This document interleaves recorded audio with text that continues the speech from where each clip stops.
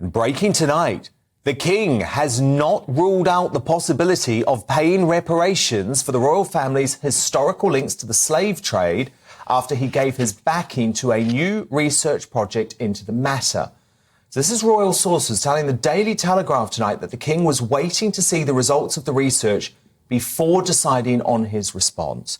A palace spokesman said the issue of whether the King might decide to pay reparations or make a donation to an appropriate charity amounted to speculation at this stage, but they would not rule anything out.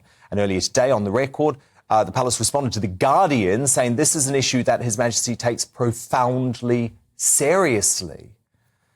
Charles is now unwittingly dancing to the tune of the militant left wing, who want nothing less than the monarchy and Britain itself to be made bankrupt via historic reparations for the sins of our ancestors centuries ago. So here to unpack this developing story, General Secretary of the Free Speech Union, Toby Young. Toby, look, I think this is very dangerous for Charles on a whole load of fronts. Firstly, since when did Buckingham Palace decide that they were going to make announcements of a national significance like this because of a Guardian investigation led by a hard-left academic who is currently writing a book slagging off Charles's mother? I mean, I couldn't believe it. No, it is an extraordinary story, and it does, as you say, seem like Prince Charles contributing to the cost of the guillotine that's going to be erected outside Buckingham Palace and it's going to be used to chop off his head. And, you know, why is the Buckingham Palace, as you say, reacting to a story in The Guardian which is clearly intended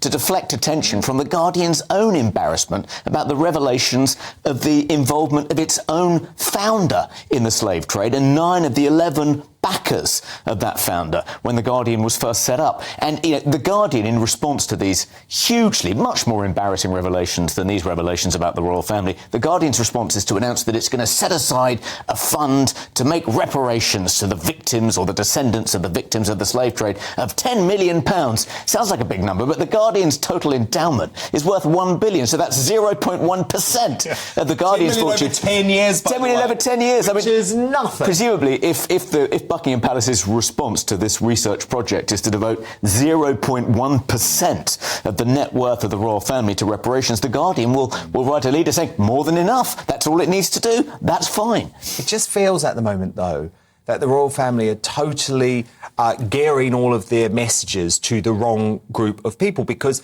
the people who they're appealing to are the people who despise them, who want the royal family to fall, like The Guardian.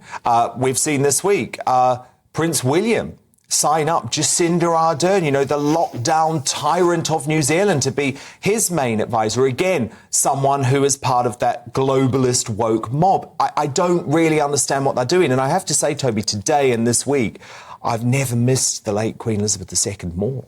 Yeah, I mean, I fear that King Charles is going to be a woke monarch. I mean, we already know that the coronation is going to include kind of dancing NHS staff members. It's going to celebrate the diversity of contemporary Britain. It's going to be an inclusive coronation. The representatives of the House of Commons have been downgraded compared to the previous coronation. And, you know, he wants to be a woke king. I think he thinks that that's the way to make the monarchy relevant, to win over sceptical young people, to win over Guardian readers. What he doesn't get is that they're never going to be won over. They hate the royal family. They hate everything associated with Britain and its history and heritage. They feel nothing but shame and disgust. They're never going to embrace the royal family. All this kind of behaviour will succeed in doing is antagonising the few people left in this country that actually support the royal family and celebrate King Charles. Well, exactly. They're out for the total destruction of the royal family. And the thing is, if you open up the reparations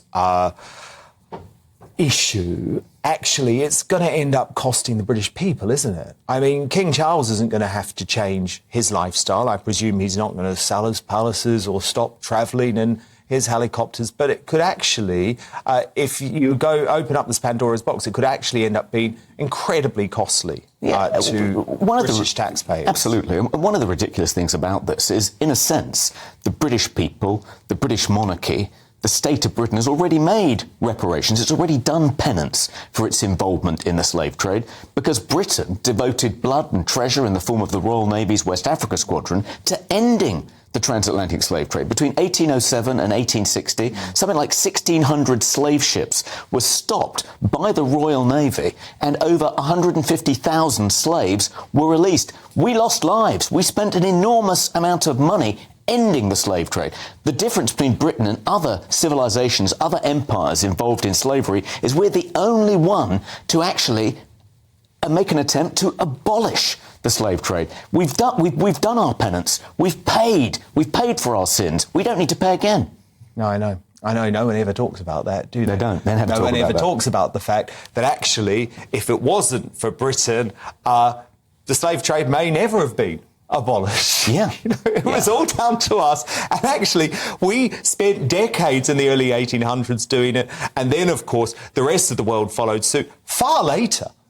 Decades later. Countries like Brazil and the USA. Yeah, and if people really are concerned about slavery, why are they focusing on the involvement of one country when virtually every country, every kingdom in the world was involved in slavery? Why are they focusing on what Britain did 200 years ago? What about contemporary slavery? What about focusing on the imprisonment, the enslavement of the Uyghurs, slave labour in North Korea? For the far left mob, the British royal family is like the walking, talking personification of colonialism, which has become the thing that they hate most. And so it doesn't actually matter what the facts are. And I think that's why Charles is making a big mistake here.